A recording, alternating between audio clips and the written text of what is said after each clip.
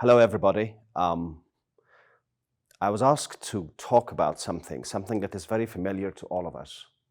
We all know that suddenly the world changed and we entered the 21st century. Me and like me, millions of others. We entered the 21st century with a hope, with a smile. We thought, okay, the time of war is over.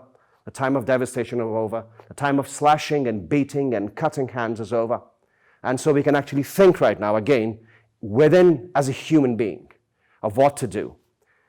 But there was also something else happening that is still us being naive, us being completely like living in Afghanistan, had no idea about it and don't know how to deal with it. And it was for the first time in our history, Afghanistan and Afghans in general confronted with a new phenomenon, and that phenomenon was called international community.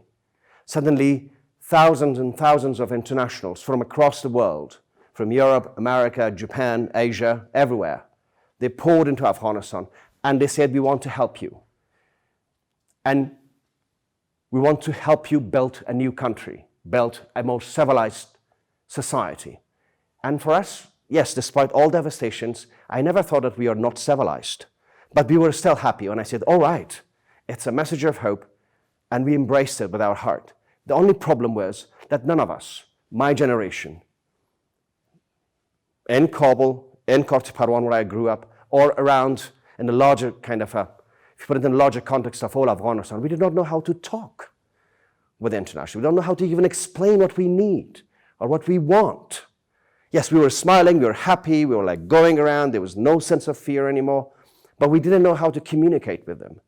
We didn't know how to speak proper English or English at all. We didn't know how to even explain ourselves in normal words. And we didn't know how to connect with them, more importantly, as human to human, and explain ourselves. That was all right. We didn't know it in the beginning. And decisions were made about Afghanistan. New constitution was established. New government was established. Constitution was ratified. And we started to actually suddenly, for the first time in our history, on a massive scale, confront the whole world. And by confronting the whole world, this question of like who we are in this new world, in the age of globalization, in the age of human rights, in the age of women's rights, in the age that there is no borders actually, and you can just go around, and we were allowed to travel even. Before that, it was almost impossible for the Afghans to travel legally unless they have to go and find some safety in the refugee camps in Iran or Pakistan, or some went to the West. So in that thing, in that moment, that question started burning in me. And I was just graduated from the medical university as a young kind of a practitioner of medicine. And I worked in the hospital for a while. But then in my mind, that was burning.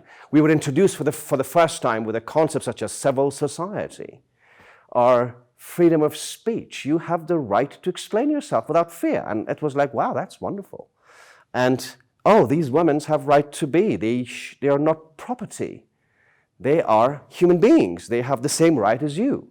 So there was like an exciting moment. We were like full of life, but also full of confusion in another sense, because we don't know how to even digest all that information and all that rights, specifically because we didn't know when we sat down with the friends, for the first time we started to go for picnics. We went to Shamali, to Salang, to Paghman, to Bamyan, traveling around and just sitting with people and talking. And we were asking these questions like, oh, we have the freedom of speech. But what that mean? I didn't know. We have rights to kind of express our opinions. You have the right to the court without being prosecuted, without being beaten to death for something. And it was great things, but we didn't know, so what? And then a lot of people came, a lot of Afghans returned from abroad, those who were living as refugees and those who left as immigrants in the West. And meeting with them was another challenge for us because they came up with new worldviews, with the new ideas, with the new thoughts and their completely new experience about life and what life meant for them. Yes, and I I grew up in a kind of rather closed, now comparatively speaking, like a Kabul, despite being metropolitan and stuff, suffered during the war, but it was a closed society. And now facing with all these new people, in my mind, it was like they were talking to me about the issues, the concepts about like how they thought about Afghanistan, what Afghanistan is, about their griefs, about their hopes, that I couldn't connect easily. For instance, they talk about I realized that Afghanistan, despite my thought that it was always like a country, I realized that we had so much divisions. We have suffered so much, and we are divided by so many problems that needs time to be addressed. Now, how to understand these problems? So despite a lot of hope that was surrounding me and surrounding the whole, filled the air, there was a fear. Also fear sort of grew up in me. A concern, maybe a better word. A concern that what is going to happen to us? Again, how are we going to define ourselves in this world, in this time, in which that I'm confronting with so many new people. They're my people, but they're also so different than me. Sometimes better, sometimes worse. It doesn't matter, but so different. But in the midst of all of it, one day, in the midst of all of it, I felt that, yes, there's a lot of differences between us. There's a lot of injustices that, in a way, shape Afghan history. There's a lot of problems, tragedies, but also great things. There was some level of connection that I never found, despite my interaction with many people around the world, a level of connection with the other Afghans, whether they came from Iran or Pakistan, whoever. There was some level of connection that I felt it, but I could not explain it so. And in my mind, that question of who we are became even more and more, in a way, relevant and more stronger. One day I was invited, and I think the luck struck. One day I got a phone call. I got a job to work as a board assistant in the organization called Foundation for Culture and Civil Society, a newly established organization in Kabul in 2003. And its aim was to promote Afghan culture and civil society. Civil society for me was a completely new concept. I didn't know. But I thought I liked the people sitting together and having conversation and think about we have to do this and we have to promote this kind of rights. We have to talk to the people of the villages. They have to have a voice in the government. These things were interesting for me. I didn't know. I was just sitting down in the corner and just taking notes of the people. And one day, the head of the organization, he called me and says, "Oh, we're having a talk today. There is a guy called Whitney Azoy. He's invited. He wrote a book on Afghanistan a long time ago, and the title of the book is Buzkashi, Game and Politics in Afghanistan." And he says, "Why don't you come and listen to his talk?" And I was invited to a wedding party. At the same time, I kind of it was hard for me to make a decision because the wedding party was my friends. But at the end of the day, I decided okay, let me go and listen to the talk. So I went, and this guy, an anthropologist himself, he was talking about his experience, his life, living in Kunduz province, in Kunduz and Takhar province, and looking at the life of the people during the period of before the war, before the Soviet invasion.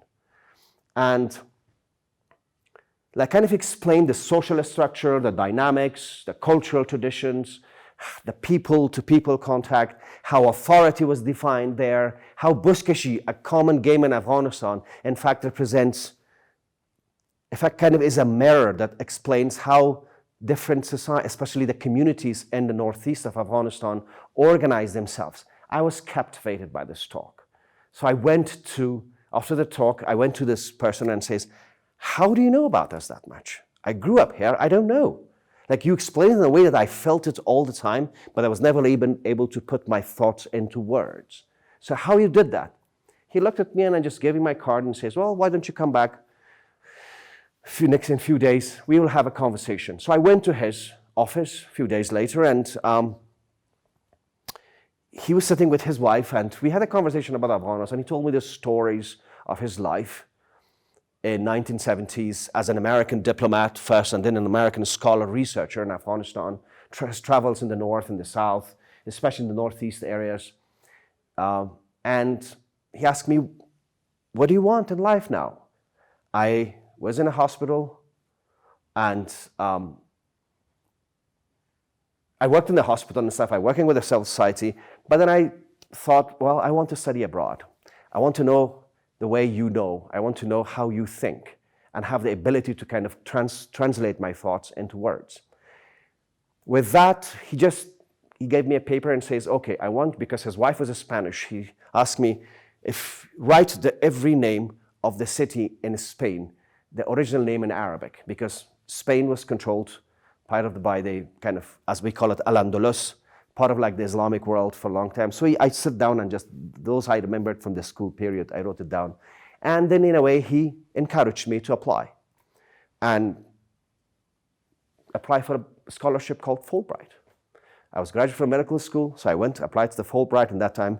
And it was a long process. I really don't want to go through it, but when I got my acceptance, like I was accepted, when I got my acceptance letter from the Columbia University, it says, we congratulate you, that you are accepted in the School of Arts and Sciences.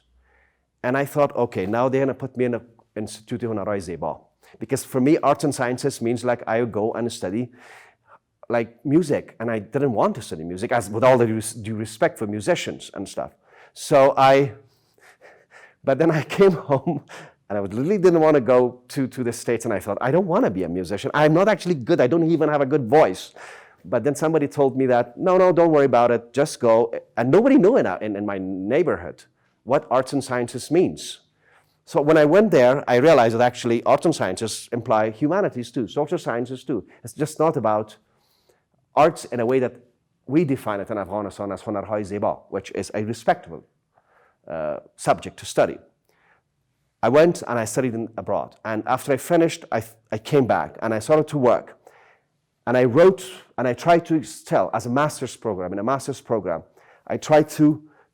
I studied, I graduated, but even more questions came into my mind about the more I studied Afghanistan academically, the more I looked at it in different layers, I realized that Afghanistan is in a way like every other country and also like no other country.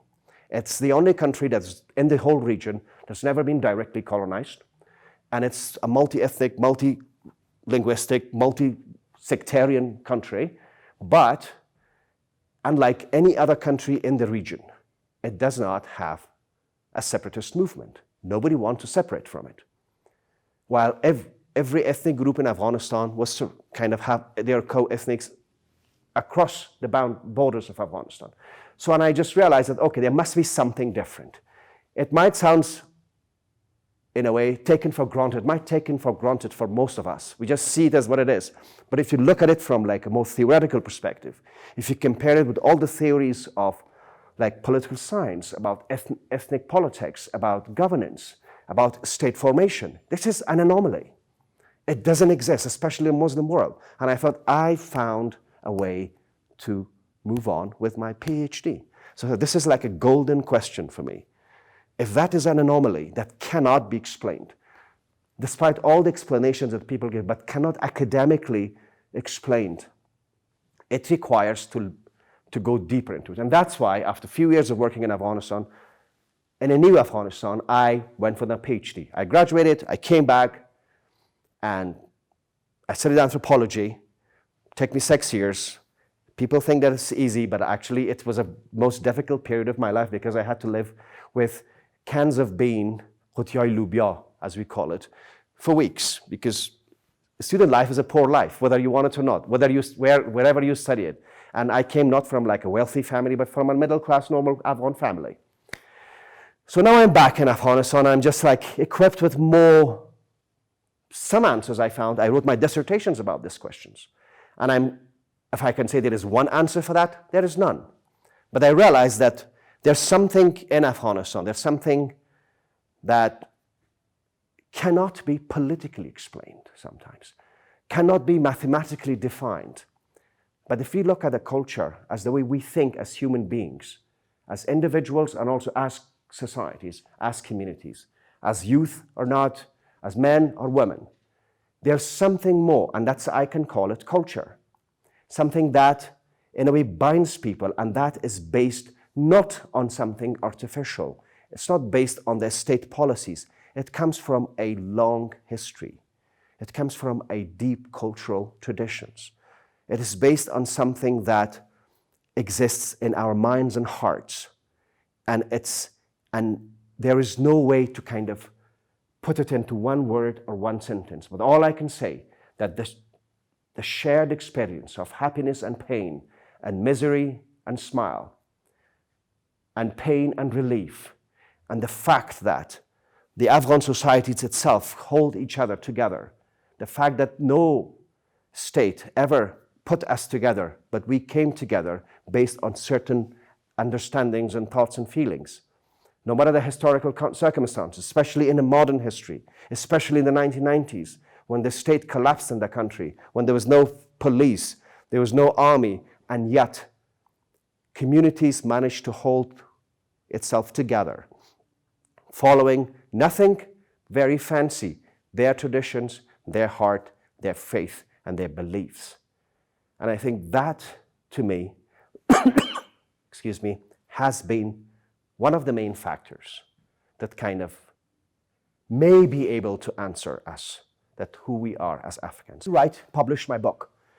And I realized during my whole experience as a student, as a scholar, and as an ordinary person, as a doctor, as a civil society activist, as just a normal human being, as a Kochagi Korti Parwan, with all of that, I realized that the experience of what we've faced, what we've experienced in the last 40 years, especially post-2001, we are going through a process of cultural rebirth in which us, and then again us, not as individuals only, but as individuals and as a communities, but as a communities that's not very only inward, but the community that are connected with the larger world, are trying to redefine ourselves as who we are.